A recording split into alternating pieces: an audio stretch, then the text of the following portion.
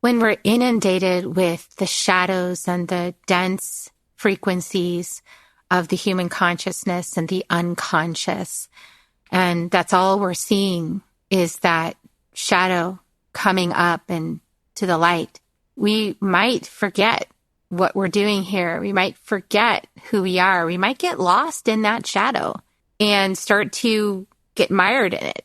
And so how do we break free? How do we transmute, alchemize, bring love to everything that we're witnessing? How do we actually change this dream of the planet? Today we have beautiful John Stringer with us, who is a life teacher and a songwriter and a healer and just so many beautiful gifts that he brings to the world. And I welcome you to join us as we have a conversation about navigating these times with love. Join us to find out more.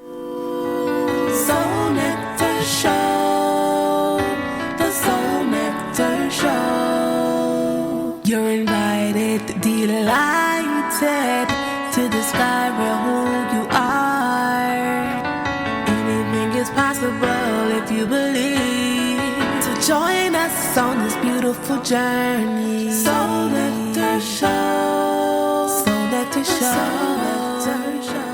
Hello and welcome to another episode of Soul Nectar Show, that show where we talk about all things essence, where we gather around the campfire and we share our stories of connection to that which is greater than us, to the big mystery beyond the veil, to those synchronistic moments that lead us inexorably to a new understanding of ourselves and the world and consciousness. And I'm your host, Carrie Hummingbird, and I love having these conversations week after week and bringing you new guests, new voices, new perspectives, new energies to infuse you on your journey. And we're in some interesting times right now. These are interesting times for us to learn and grow and expand through. And you might be feeling a lot of different ways. You might be feeling tired. You might be feeling like, what is going on here? You might be really questioning things.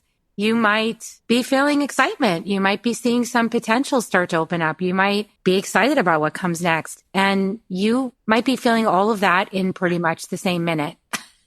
So you could be feeling a lot in a really short span of time. And it's, if we slow down and we just get into that meditative, contemplative space and we start looking at what the beliefs are that seem to make things so hard, and we start to unpack those, and then we get to shift those beliefs, then what happens is something new opens up. I'm not talking about like mental beliefs. I'm talking more like ancestral beliefs, like really, really deeply held remembrances and history. And you feel that in your DNA. And it can cause you to, without even realizing it in your current body today, have a reaction to things that you're seeing. So how can we heal? How can we bring healing to those things at a deep level, like all the way down in the DNA, and bring a new agreement in that creates some new potentials and lightens the load so that we can actually be back in our innocence? And so I'm excited to have some conversation with my friend John Stringer. Welcome, John. I'm so glad you're here with us today. Thank you, dear sister. Grateful to be here. Yeah. I've known John for a couple of years. Yeah, it seems like forever. I've probably known you a long time, well beyond this lifetime. John Stringer is a life teacher, a speaker. He's a Billboard charting singer-songwriter and a healer, and an award-winning international best-selling author with a passion for music and community and expansion and limitless love and light. He's also a graduate of Morehouse College, which is new, so I'm really excited. I got to witness that. That was so cool. And with his partner, Kathy, does so many beautiful offerings for the communities that they serve, and definitely here to spread light and love and higher vibrations while facing our shadows, while not bypassing the unconscious that we need to bring into the light so we can look and see what patterns have gotten set into motion that need a little rewiring to make things a lot more graceful. Yeah. And so I'm so excited to have you here. I know that you teach people how to write their own songs and how to open up their hearts to tap into that creative essence. And I've seen some people flourish with that, dear friends of mine. And it's really beautiful, the gift that you bring. I'm so grateful for you saying yes to being on here. And we're in a series together. We're in the Right. How to Navigate the Clickety Clack. Right. Yeah, man. That was so fun, wasn't it? It was. It's out on some television stations now, whatever they are, somewhere out there. 18 awards. Woo-hoo. 18 awards. Yeah. So go look it up, see where it's playing. Yeah. But how do you respond to what came through to me today? Because, I mean, I sat in ceremony last night with myself and my husband and with Spirit and just really listened deeply. And I felt this ancestral presence that felt like really tired. Like, gosh. And what came through is kind of this almost agitated in a way, but just really just exhausted. All you gotta do is love each other. It's that simple. Like so aggravated that it's so complicated and all of this stuff is going on, you know? Mm-hmm. And Yeah. like, when are we gonna get it? I loved, as you were talking, the lyrics for a song that wrote in Costa Rica with 21 people. We all just tuned in and brought the lyrics through. And the chorus goes, dancing in love in the shadows of our soul. And when we're inside, that's where we find the gold. We're dancing in love in the shadows of our soul. And we are brave. Yes, we are bravely taking flight. And so it is. Amen. It's so true. I love that. So I feel like these times for some are remembering to dance in the love and to remember it's all designed for those who choose to deepen in that love and what that looks like. I think that's where it's often subtle. You know what I'm saying? Like, give you an example. When I tune in align and surrender, I often hear all is well and always is. So anything that's convincing me otherwise isn't really in alignment with the divine knowing that all is well and always is, right? So then I can identify, okay, what's coming up that's not in alignment with that, expanding my awareness to that. That's where I can stop investing my belief. And then if I can uncouple and release that pattern or that coding and stop investing my belief, then I can stop informing the quality of my experience based on that belief, that thought, because the quality of that thinking is what's informing the quality of my experience, right? Like how I'm seeing the world. How am I experiencing this now moment? The energy, the feeling, the thoughts about the past, the present, the future, all of it, that's informing the quality of this now experience, right? So if I can see where that is out of alignment from all is well and always is, I can let it go, stop investing belief in it, and I can bring my experience in alignment with all is well and always is. Because when I tune into love and I tune into this higher knowing, that's what it's reminding me. And it's helping me see that love has a right to create more, the appearance of polarity, the appearance of more than one, in other words, even though there's only oneness, right? It has its right to do that. And it's doing it for its own sake.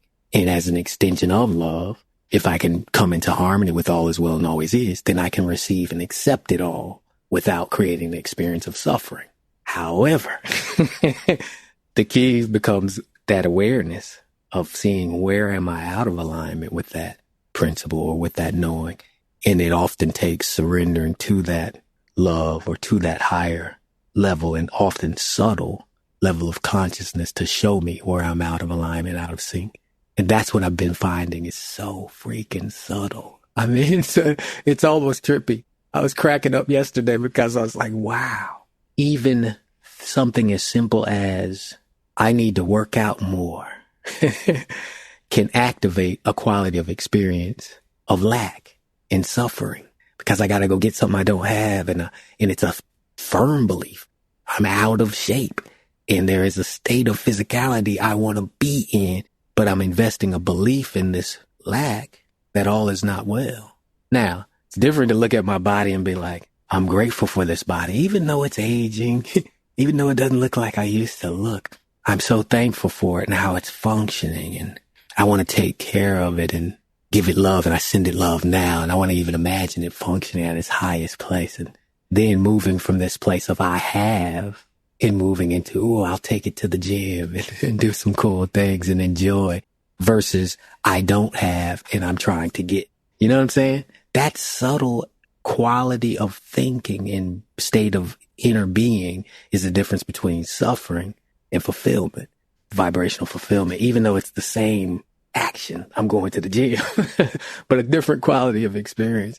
So it's that kind of subtle interaction in our, just experience of what's happening now, what's happening in our awareness and in our bodies. And usually it's like how we're seeing the external is how we're dealing with the internal. Like if we're seeing chaos and threat and this, that, and the other, we're probably experiencing that internally, physically, emotionally, physiologically, whatever the words are as well.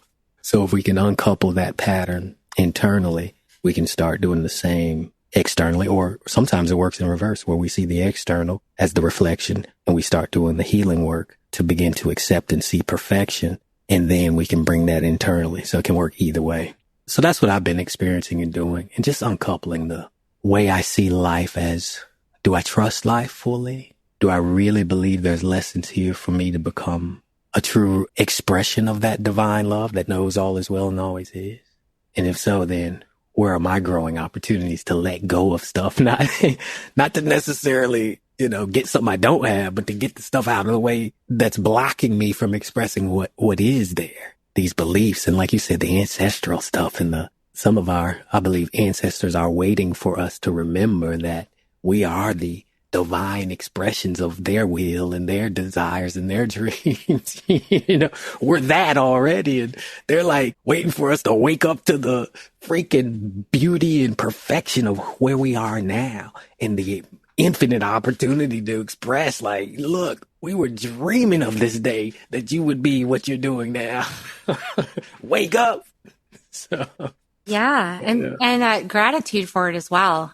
Yes. I can find myself in some complaint because my astrology is connected very much to Scorpio in the 12th house. And so I have just tapped into the collective consciousness and I really feel it all, right? And so like this new moon has been really, all of it has been really interesting to navigate, right? And at some level, it's kind of like I've been given this opportunity to be a witness in a deeper way, like through my body, through my experience, witnessing, what's happening at the collective level so that I can bring love to it, bring coherence to it through that connection to Mother Earth that I maintain through my body. And that's a really big gift.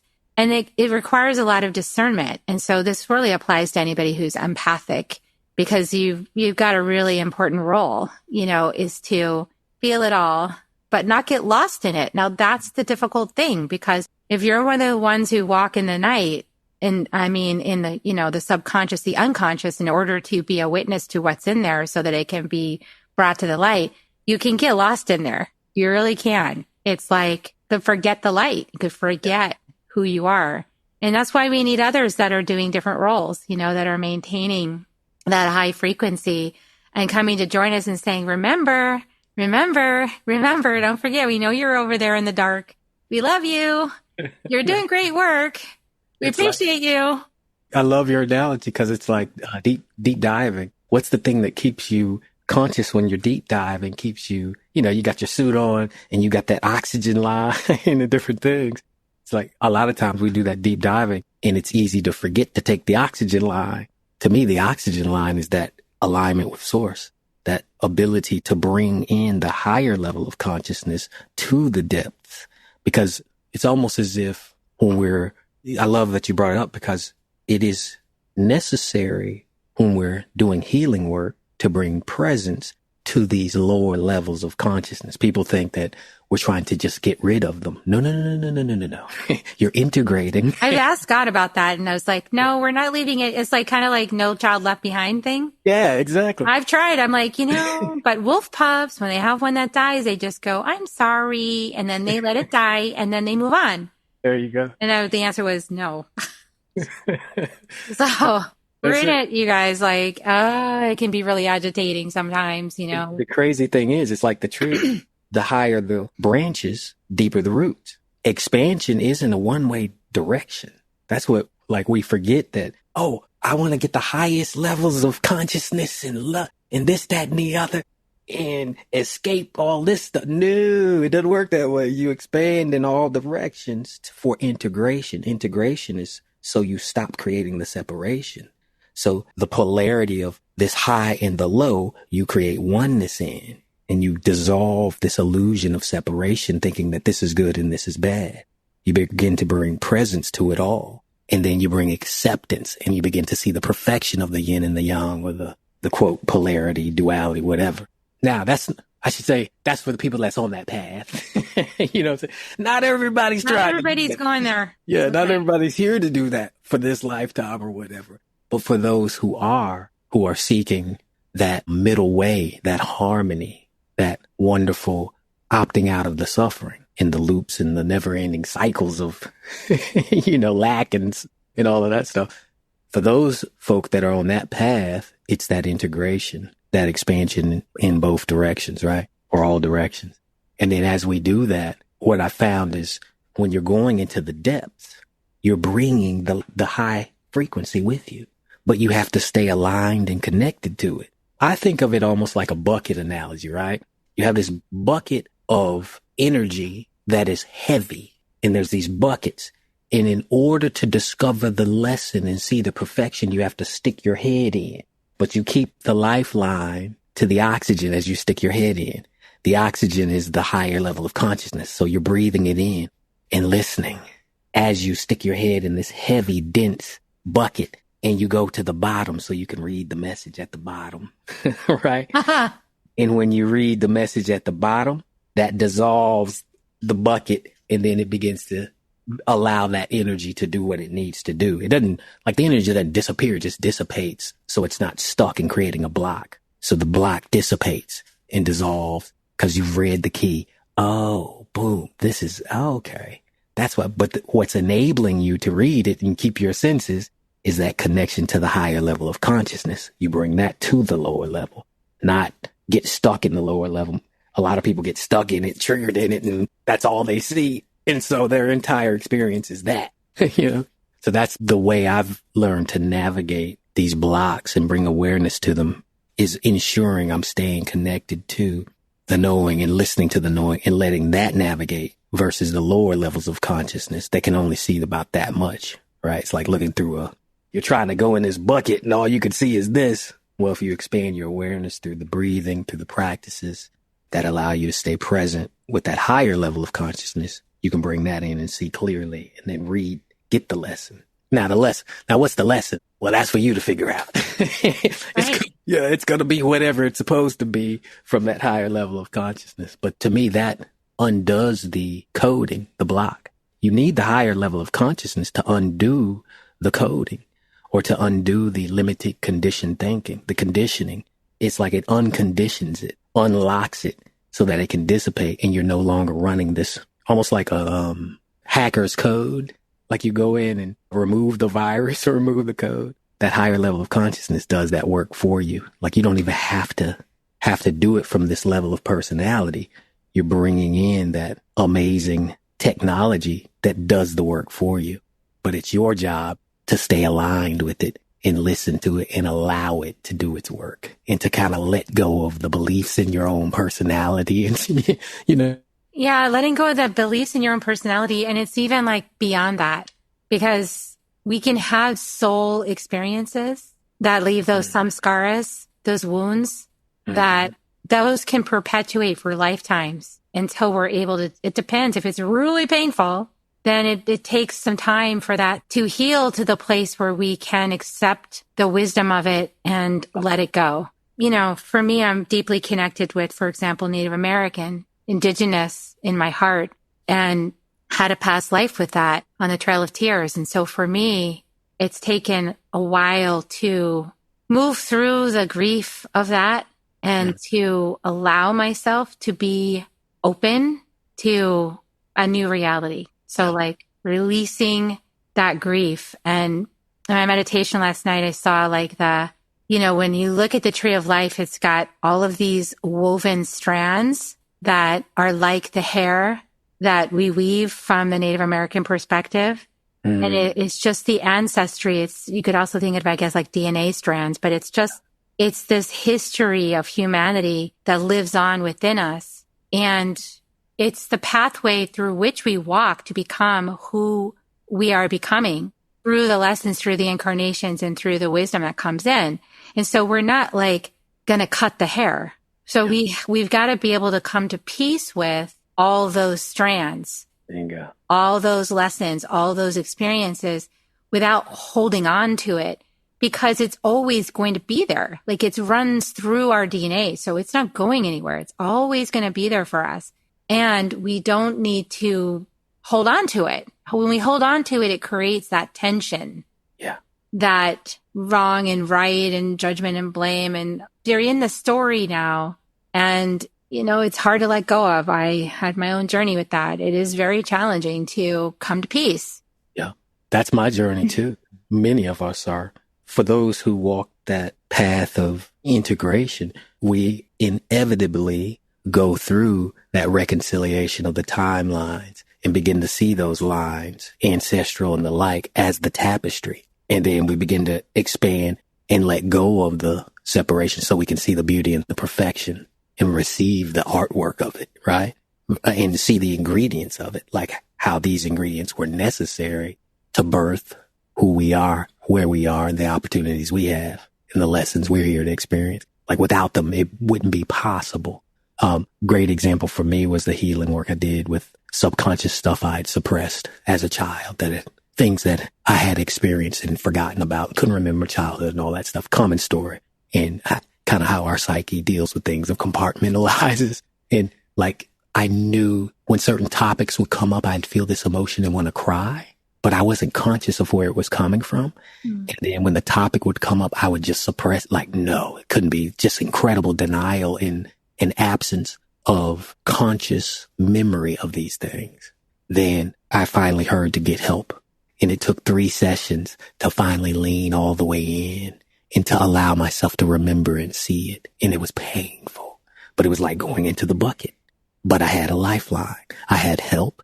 And the help was helping me listen to my knowing and bring my knowing in and have courage, like holding my hand, to be brave enough to put my head into the memory and into the energy. And it was excruciating, crying like, you know how like you cry, the pressure comes up, snot and all that stuff. It's that kind of experience of, you know, I've had the same thing with the ancestral things as well.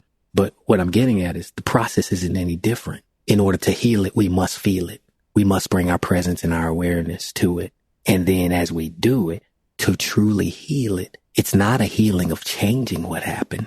It's a healing of changing our thinking about what happened. And it shifts it.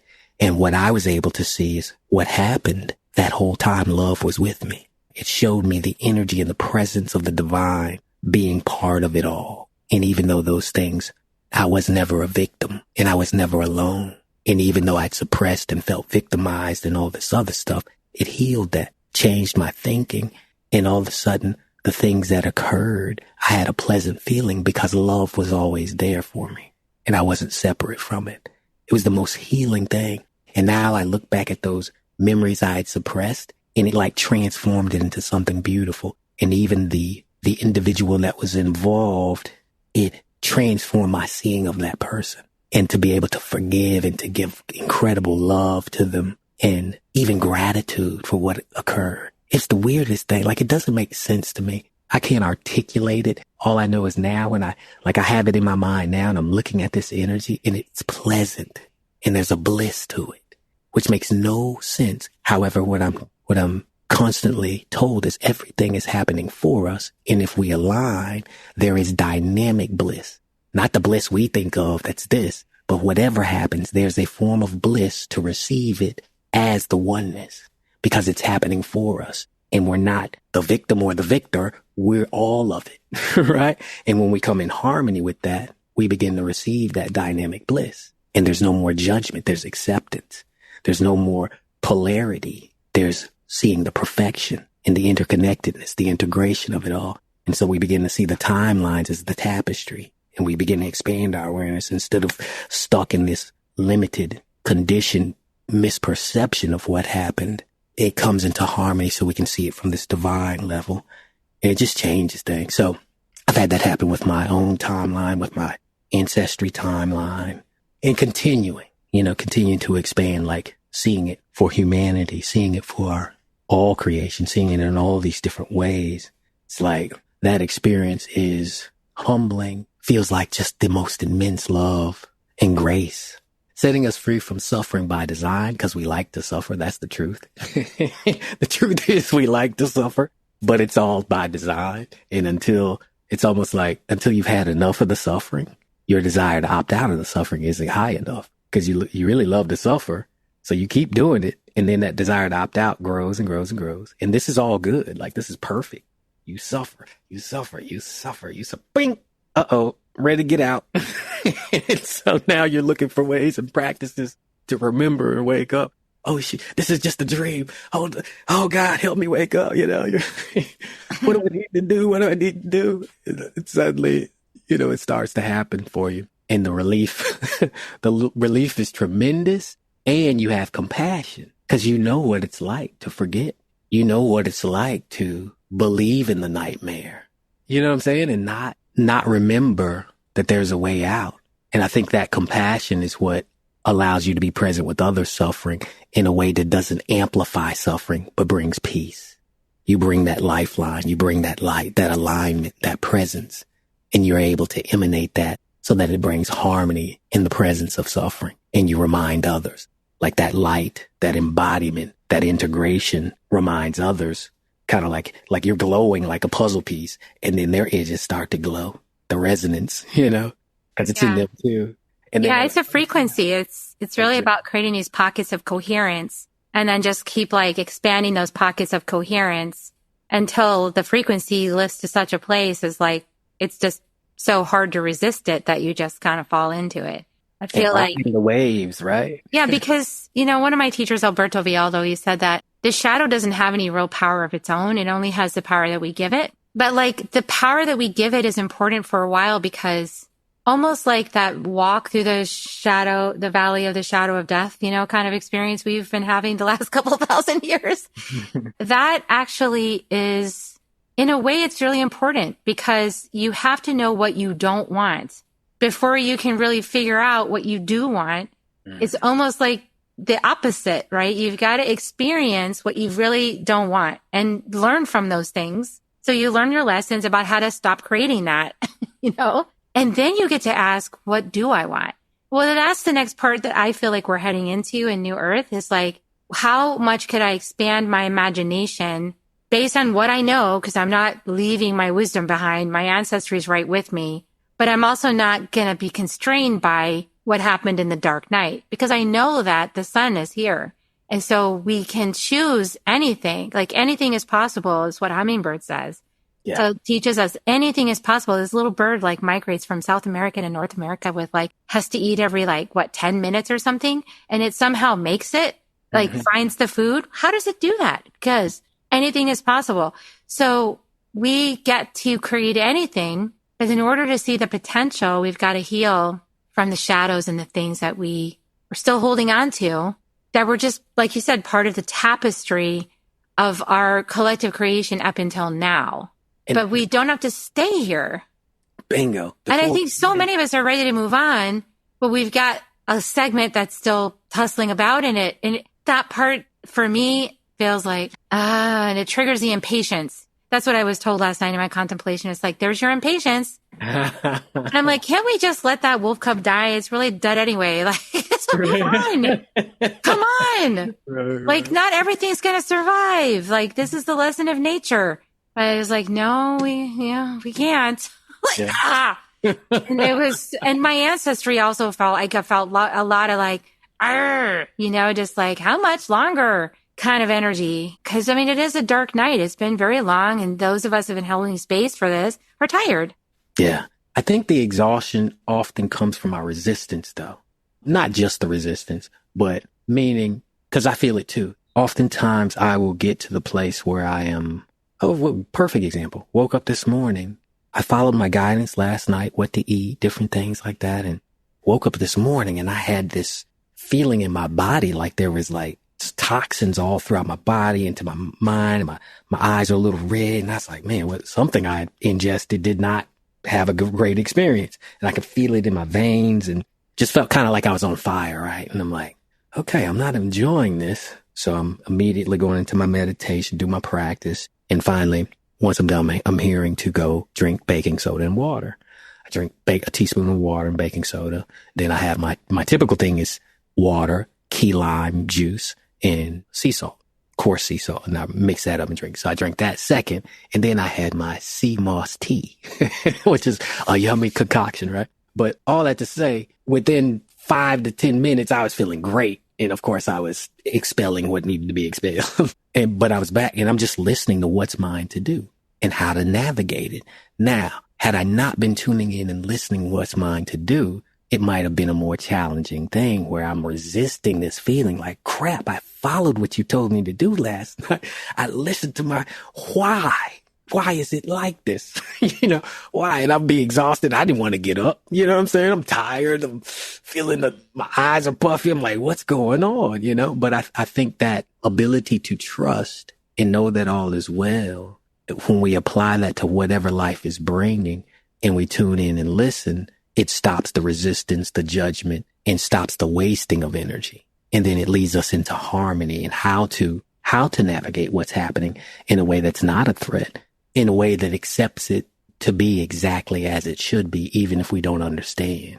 And then sometimes we can seek that understanding, like to see from this higher level of, okay, well, if everything is for us, how the hell is that for us? I remember way back when there was some beheading and I was just learning how to tune in and bring through high levels of consciousness, right? And I'm like, for 3 years, I'm answering questions. I'm anonymously, my wife and I are doing this, website called AskRealityLove.com. It's gone now, but for 3 years, we were anonymously asking people's questions, answering questions rather, by aligning with the source of life and asking and getting all these teachings, right? So we'd send it to them. Nobody knew who we were. And I remember when this beheading of a photographer happened or something, and there were some wars going on at the time. And I'm hearing all this like, all is well and always is. And I'm like, okay, we got to talk.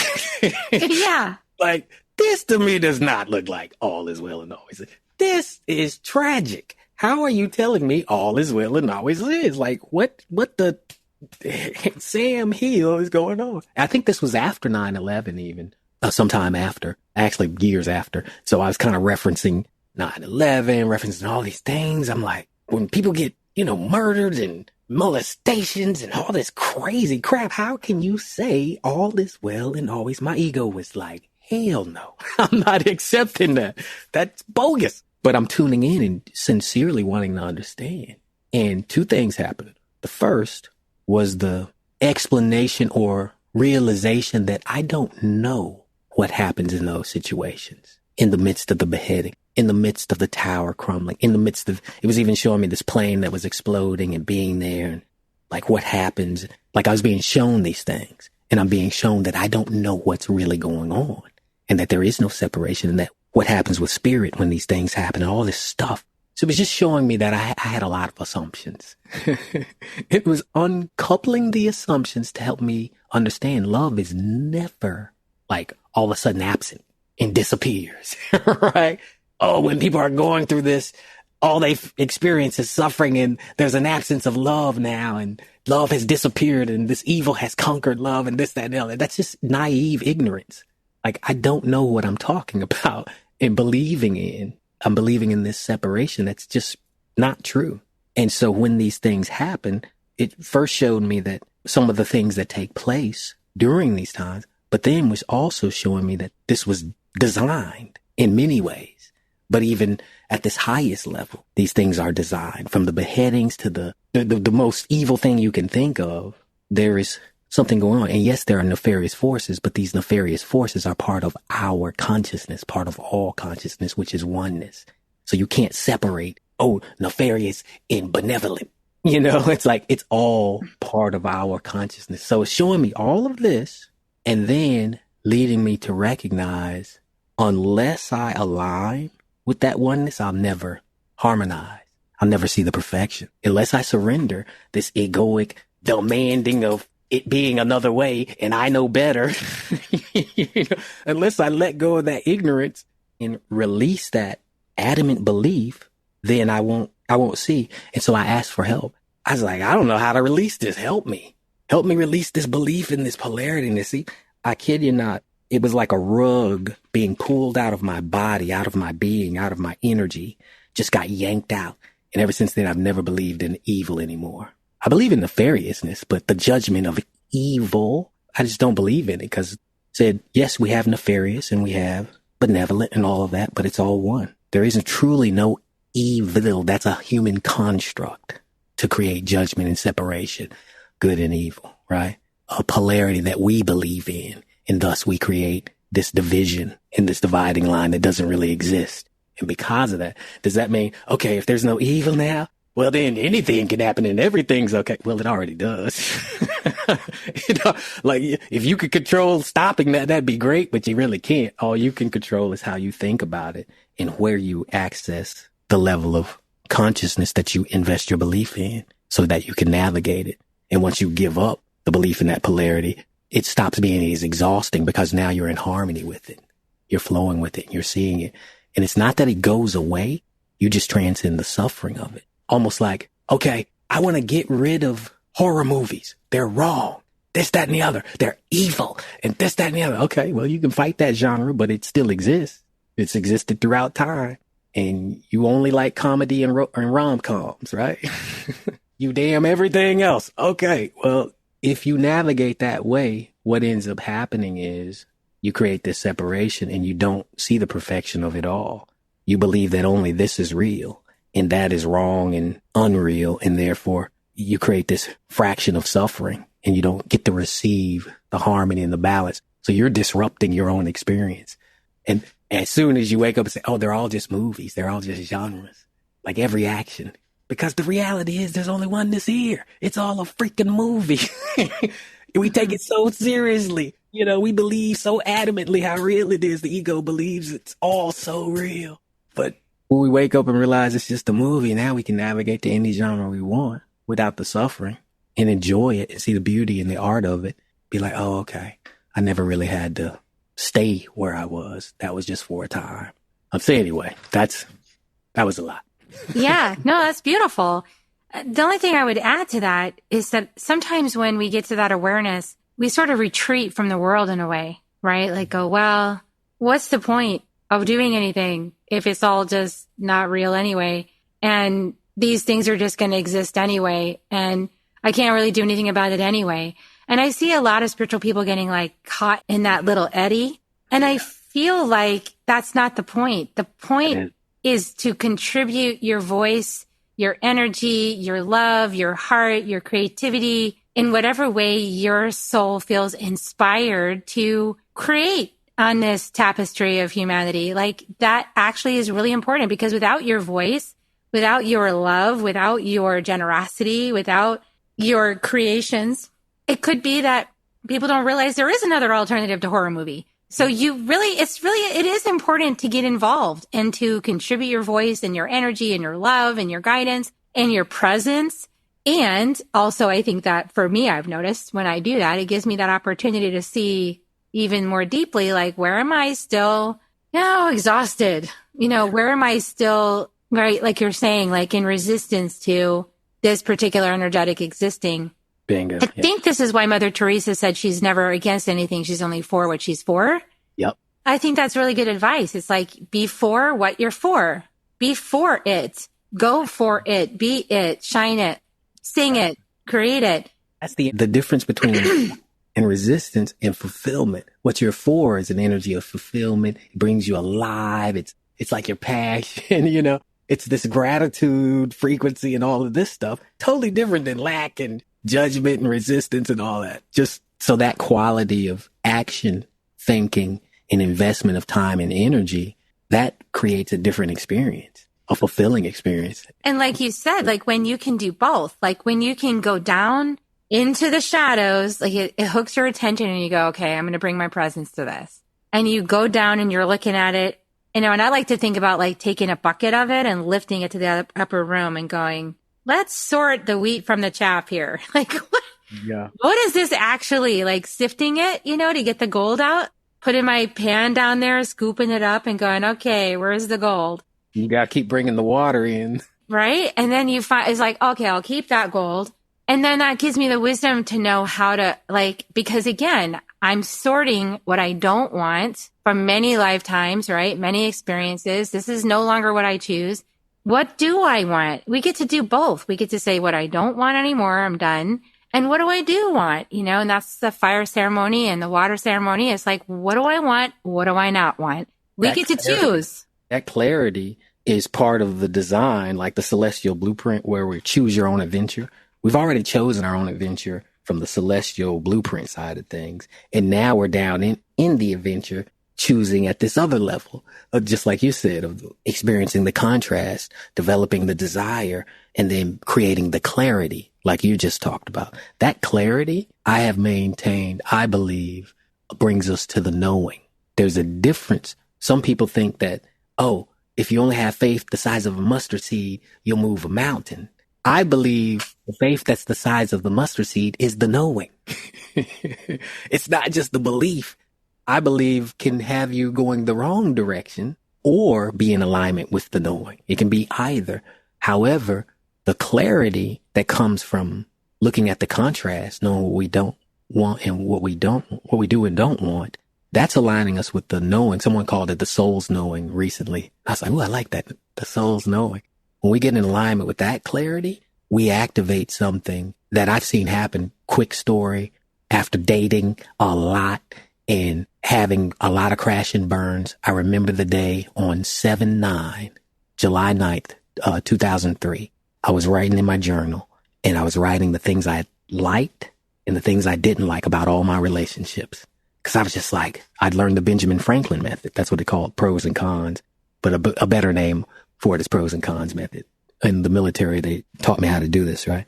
And so I'm doing it. I'm like, what do I like about those relationships? What do I want next? I don't like these things. Intuitively, I looked at the don't like list and I did the opposite. What's the opposite of each of these things? Like, for example, I don't want to be in a relationship where my partner or the girl is an alcoholic. What's the opposite of that? Self-control and, has some wisdom when it comes to substances, right? That's what I want. Somebody like that. Okay. What's the opposite of volatility? Don't like this volatile experience in relation. Stability and the ability to communicate with respect. Got clear on all these things and I had this master list, things I like, the opposite of things I don't like. So more things I like. And at the end of it, I was like, I wish it could happen the way I believed when I was a child, that time would stop, the angels would sing, and it would just be this vortex of love, and their soul would speak to me. I'd even written a song about that. I had a dream about that, right? Wish it could happen like that. But that'll never happen. Put the paper away. 3 days later, that's exactly what happened. And that was 22 years ago, and I'm still married to her now. And it was amazing that I didn't have belief, but I had clarity. In fact, I believed the opposite, that it would never happen. Where was my faith the size of a mustard seed?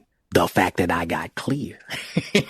That was it. And I aligned with the knowing to see it and bring it conscious, activated this power that overcame my disbelief and made it happen 3 days later.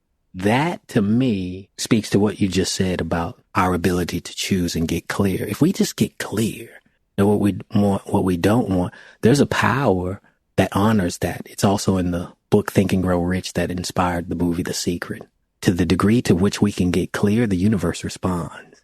And if we do that work, that clarity will serve us in ways we wouldn't even imagine. So I'm complete. I love that. Yeah. And it's because it's a clear signal. There's no distortion. That's why, because it's all sound. Beautiful. I love that. Thank you for sharing all that.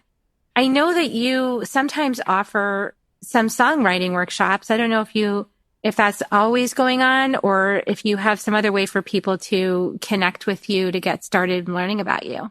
Absolutely. Yeah. So on my site, johnstringerinc.com, you see there's a June, about twice a year, I'm doing this 5-day Unlock Your Songwriting Genius Challenge. It just shows people how to tune into that higher level of consciousness and let that do the work versus the analytical long process that I've participated in, many people choose. I love the easy way, unlocking your genius and letting that write the song. And sometimes you'll just receive the whole thing. It's like, that's my preference. And so I teach people how to do that on demand. And it's, once you know the structure, there's still some structure and things in it that you bring the genius into. But once you've done that, like with the clarity, the intention and all of that, the awareness, then it can write the song for you, make it so much easier at that higher level.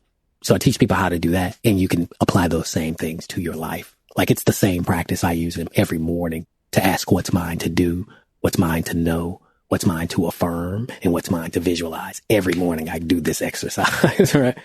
So you're writing the song of your life, or you can just write the song that you're going to sing, right? And you don't have to know how to sing. You don't have to have any prior experience. So I had about 24 students in the last one. One of the students wrote 7 songs. Another one wrote a song she'd been struggling with for 10 years, completed it. Another guy wrote a amazing song. Anyway, long story short, it works, and it's powerful, but it's some work, but it's ridiculously dirt cheap. I give a lot of value for price of less than a coffee a day type thing. Oh, wow. So that's one way. The other way, I do guidance sessions and assist people in really aligning and hearing from that higher level what their celestial blueprint is saying for them today, what the source of life wants to bring through, and often invite their guides to participate, assist them. And then I do coaching. Those are like the one-off sessions are like, if somebody's struggling with something or just wants clarity, and they get to choose their own price. They can even do it for free as it stands now. They can put 0 in as the price. So those are the one-offs. And then the coaching works a little differently. But yeah, that's, ways people can connect. The other site is healingartsmgmt.com. That's where we do all our events, our retreats, things like that. Beautiful. I'll put the links in the show notes, everybody, so you can go check out John. Thank you so much for this beautiful conversation and the transmissions that you shared with us. So grateful. Definitely, everybody, share it out. If you got something from this, share it with people that you think might benefit from what we talked about today. And don't be shy. If you feel inspired, share it out. It's all good. If you feel inspired, do it. And we're going to now do kisses, because that's how we end our shows. I give Reiki kisses. If you want to help with me, you can do it with me, John, but it's up to you. So here they come, everybody. We love you. We love you. We love you.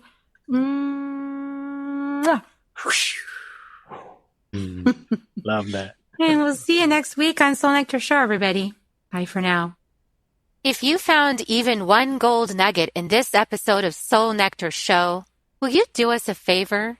Will you subscribe, like, and share this episode? Maybe even write a comment and let us know what you thought about it.